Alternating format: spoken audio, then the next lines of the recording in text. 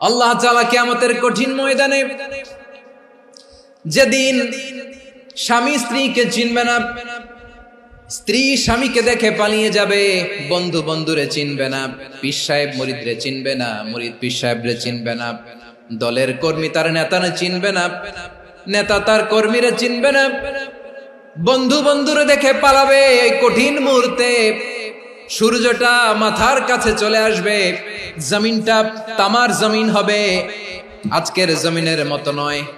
মানুষ ঘর্মাক্ত, ক্লান্ত, শ্রান্ত মাথার মগজগুলো কানের ছিদ্র আর নাকের ছিদ্র দিয়ে বেয়ে বেয়ে পড়বে।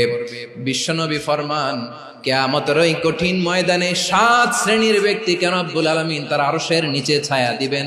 তার মধ্যে প্রথম শ্রেণীর ব্যক্তি হলো ইমামুন আদিল, যে ইনসাফের সাথে বিচার করে, যে জাস্টিস সমাজে সার্ভ করে, যে সুশাসন নিশ্চিত করে, ওই ইমামুন আদিল। আদিল শব্দটা বুঝছেন না? ইন্নাল্লাহা ইয়া'মুরু বিল আদল, পাইছেন?